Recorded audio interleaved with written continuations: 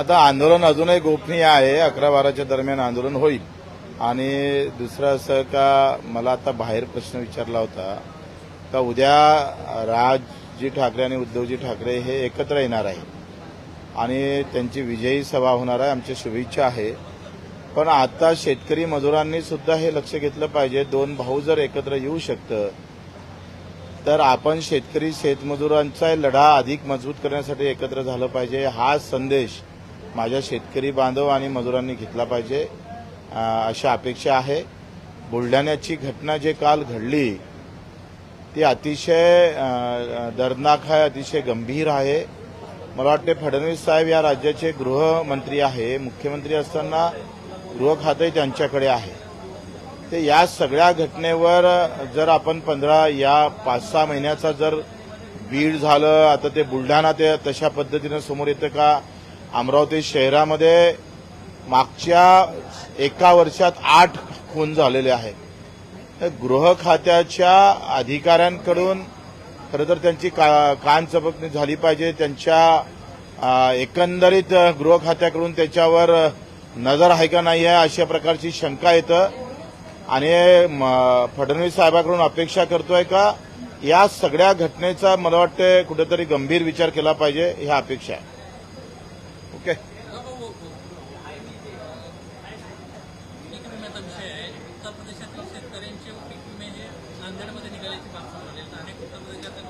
मागं पण विधानसभेत हा प्रश्न मांडला होता का चांदूर अचलपूर तालुक्यातला पीक विमा काश्मीरच्या शेतकऱ्याला गेला होता.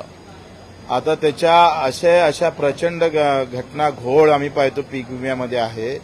पीक विमा म्हणजे घोटाळा असं समीकरण झालं. आता त्याच्यावर आमचं प्रशासन किती लक्ष देतं ते फार अवलंबून आहे. आणि आता तर 4 टिकर कमी केले, 1च टिकर ठेवलेला आहे. त्याच्यानं पीक विम्याचं जे अस्तित्व होतं तेच संपलेलं आहे. ते आता पैसे वसुलापुरतं मर्यादित राहू नये एवढ्या अपेक्षा आहे.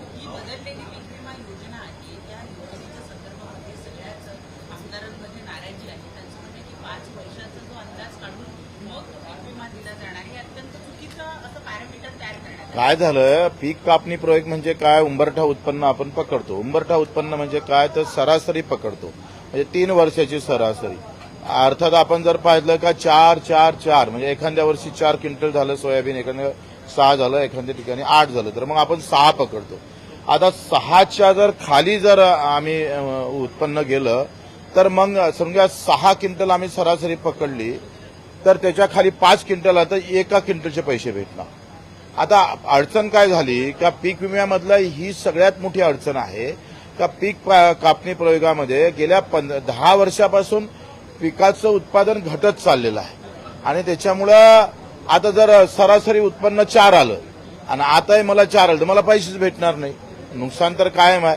माझं म्हणणं आहे का 1 क्विंटलमध्ये तुम्ही 5 विद्यापीठं आहे, 1 क्विंटलमध्ये किती उत्पादन झालं पाहिजे किंवा त्या मातीची पोत त्या ताकदीची आहे तेवढं गृहीत धरलं पाहिजे का नाही. आता काय झालं, दिवसांदिवस हे जे पीक विमा भेटणं कमी होणार आहे कारण आमचं उंबरठा उत्पन्नच कमी येत आहे. आणि उंबरठा उत्पन्न कमी आलं का परिणाम आम्ही पाहतोय पीक विम्यावरच्या पैशावर होणार आहे. आणि इथं सगळं आम्ही शेतकऱ्याचं मरण पुन्हा येणार आहे. अर्थात आम्ही जे म्हणतोय या सगळ्याचा रामबाण उपाय मी नेहमी सांगत आलो, गेल्या 10 वर्षापासून बोलतो आहे का जास्त ऊन तपली तरी शेतकरी मरतं, जास्त पाऊस पडला तरी शेतकरी मरतं, रोगराई आली तरी शेतकरी मरतं. ह्या सगळ्या ह्याच्यात तो मरत असतो आणि भाव पडले तिथं पण मरतं. ते तर आमचे सगळे राज्यकर्तेच त्याला मारतात. या सगळ्या ह्याच्यातून उठला का एक मशीन गन घेऊन असतं आमचा पंतप्रधान मुख्यमंत्री, मारो साले को किसानो. ही अवस्थाच आहे, मी खोटं नाही बोलत. काय होतं, सोयाबीन 5,000ची 3,500 का विकावं लागली आम्हाला.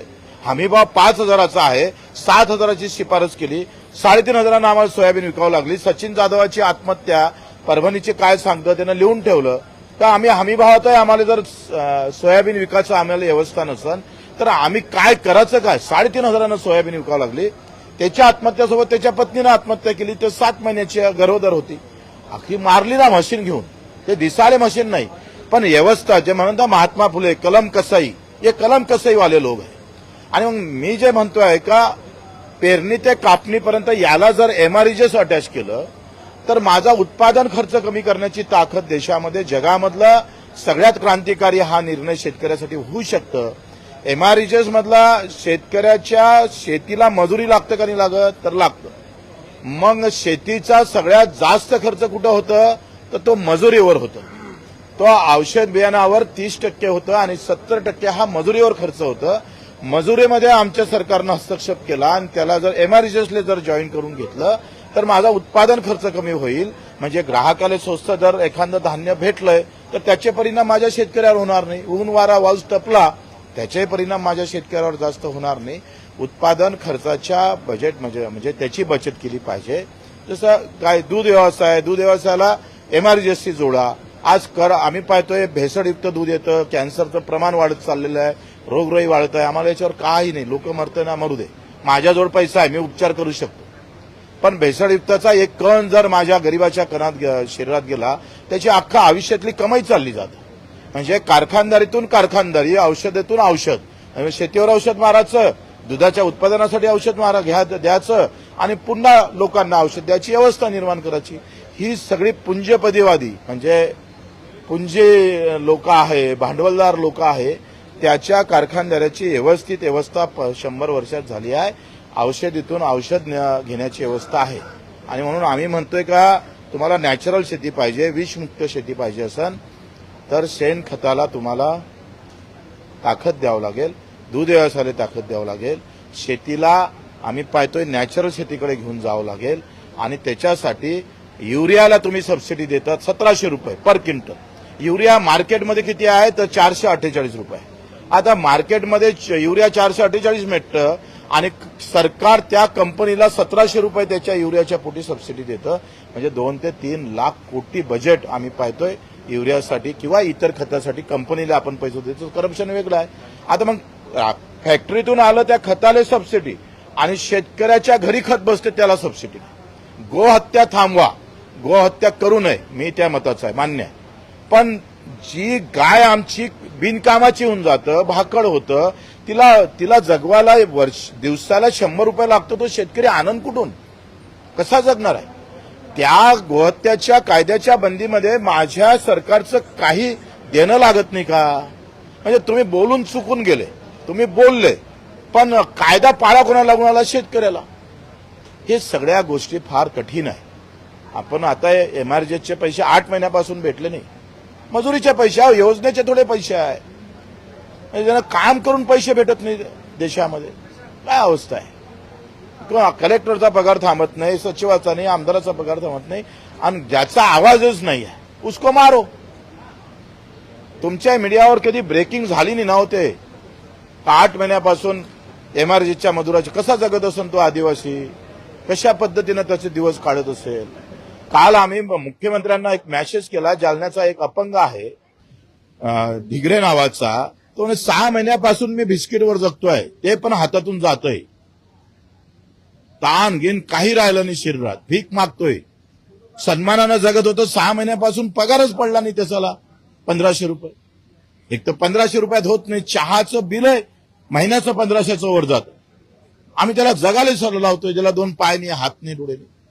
ते आवाज कोणी होणार का नाही होणार हाच प्रश्न आहे. आणि आम्ही बसलोय तर आमच्यावर टीका टिप्पणी होतंय, आम्हाला राजकारण म्हणून पाहिलं जातं. हे अशा मला वाटतं मीडियानं सुद्धा ह्या गोष्टी अधिक ताकदीनं दाखवणं फार गरजेचं आहे. सरकारला विनंती आहे, तुम्हाला पण विनंती आहे.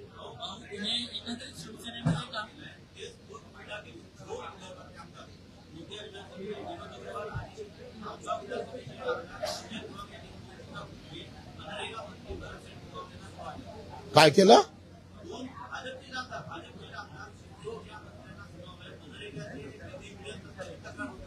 कसा 2 आहे. एक आम्ही पाहतो जो आवाज येतो ना तो कॉन्क्रीट रस्त्याच्या निधीचा आवाज आहे, लक्षात घ्या, मजुराचा आवाज नाही आहे. कारण आम्ही 95-5 मध्ये जे कॉन्क्रीटचे रस्ते केले तो आता सगळ्या ठेकेदारांना ते दिलेले आहे. ते किमान 400, 500, 600, 1000 कोटीच्या जवळपास असते. आणि मजुराचा आवाज त्याच्यात नाही आहे. मजुराला मजुरी अजूनही भेटलेली नाही. आणि केंद्राचं 85,000 कोटीच्या बजेटमध्ये महाराष्ट्र सगळ्यात कमी एमआरईजेस मध्ये पैसे उचलतं. हे सगळ्यात मोठं दुर्दैव आहे. म्हणजे रोजगार हमी निर्माण केली आम्ही आणि फायदा घेतं इतर राज्य.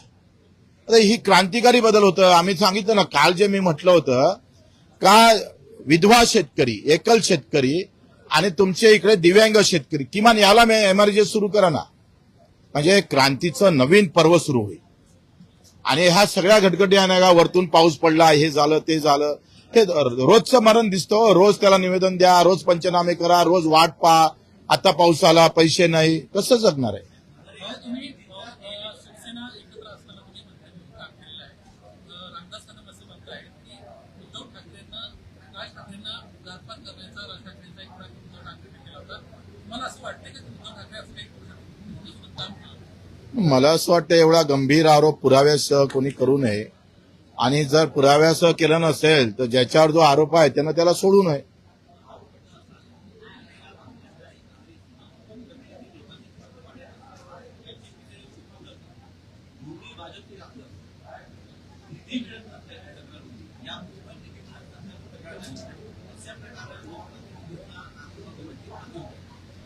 झालंच पाहिजे. आक्रमकता का होतोय, आम्ही लोकांकडून निवडून येतो.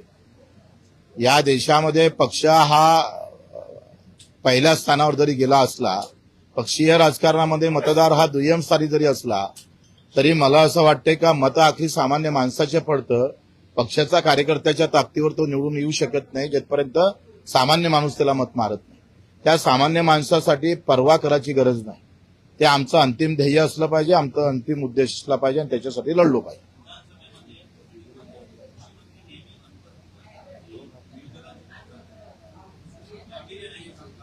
तर शेतावर गेले असेल कदाचित.